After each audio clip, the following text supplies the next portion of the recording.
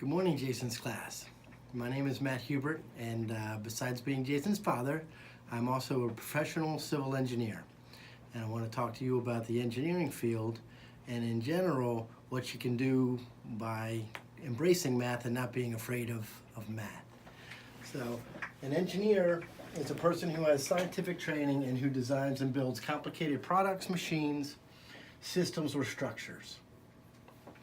And so that can be anything. There are aeronautical engineers that design airplanes. There are chemical engineers that work with chemistry. There are software engineers that create video games. Electrical engineers create electronics and maybe the hardware for video games. Pretty much anybody who builds something can study as an engineer and help so they can design and construct that or make things better. So I am a civil engineer, and what civil engineers do is basically design things for people, for civilization. That can be roads, bridges, stormwater, even buildings, the structures that we live in as well. So one of the things I'm doing now is I'm reviewing potentials for a bypass for Waxhaw, because I work for the town that Jason grew up in as the town engineer and the development services director. And so here are some potential alignments for a road that will help avoid the congestion that we have from our small roads. When too many people move in, you got to have bigger roads.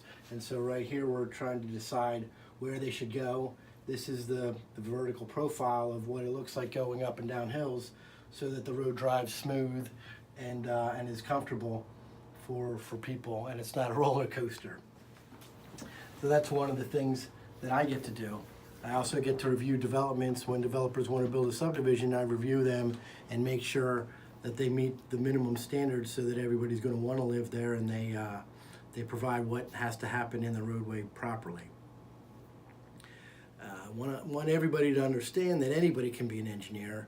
All you have to do is be creative and want to solve problems. That's something that I've always found I wanted to do.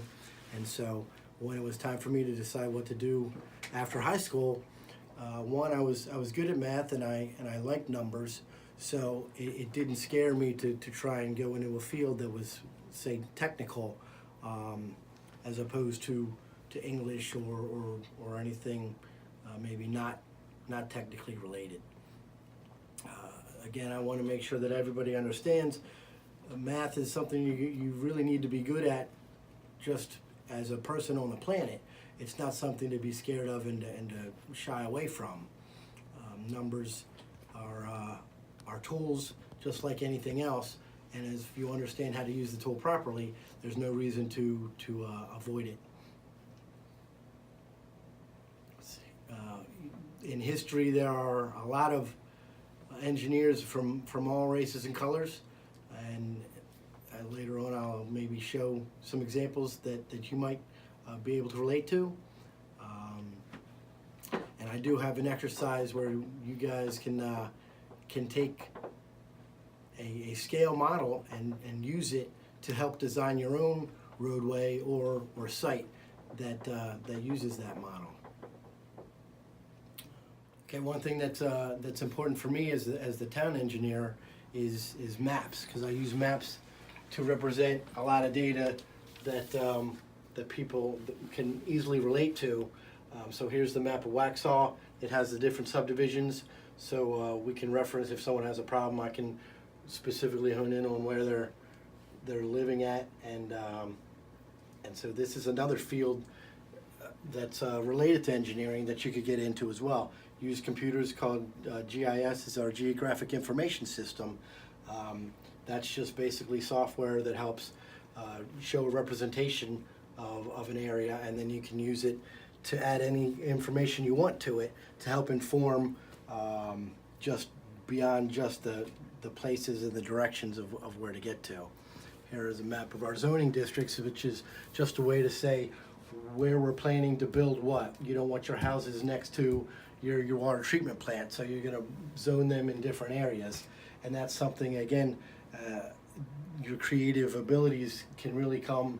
So here's another map. This is our pavement condition map, and because I'm responsible for ensuring the roads in town are well maintained, we use a map that highlights in different colors where are the good pavements in green, where are the bad pavements in pink, and then that way, like I've already got in here how much it's going to cost to fix one of these roads because I have a certain amount of money to spend each year. This way I can start planning out where does that money need to go to at any given year, and hopefully when I do my job right, everything ends up above this line and nothing ends up below this line. So you don't have to be in an office if you're an engineer. You can also be in the field and oversee construction and see the buildings that you've designed, or help the contractors who are going to build them understand what they're supposed to be doing. Checking, inspecting, and being sure that they're safe, built as they were designed, so that the public can then use them. So we're going to do a fun little exercise, a design exercise, where I think Jason has given you all a scale model of a car. This is 1/64th the size of a real car. And we're going to use this to design anything you want. So we're going to take the paper that Jason has given you.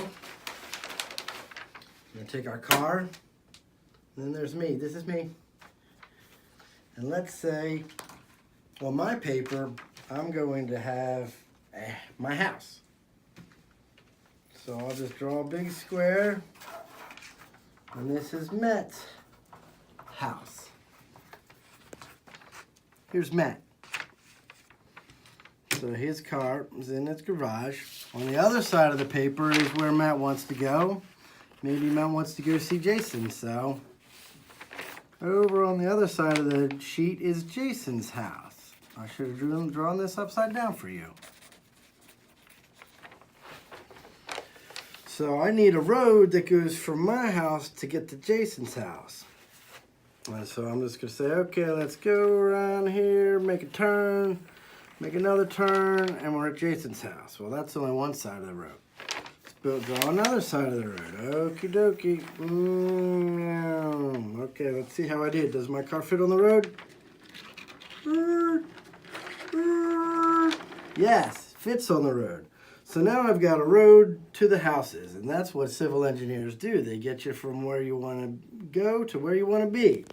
Now, what I've created in between is all this open space. Well, that's wasted. What could be on the way to Jason's house? Well, maybe a McDonald's. We could put a McDonald's right here.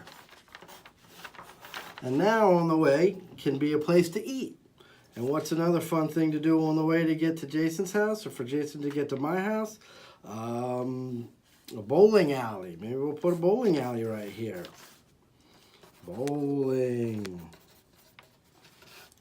And that's pretty much what you're doing when you're designing, maybe for a town or for a development. A blank sheet of paper is just the land, and you're deciding what could go there and how should it look. So take your pieces of paper in your car and design anything that you want to design, and then see how well it works for you when you drive your car around your pretend city. I hope you learn what kind of more of what it is to be an engineer, and certainly, like I said, don't be afraid of math, because math gets you to the great places that I get to go to. Thank you. Bye, Jason. Love you. And now here's a really embarrassing picture of Jason for you guys to enjoy, since you were so good at listening to me. Thank you.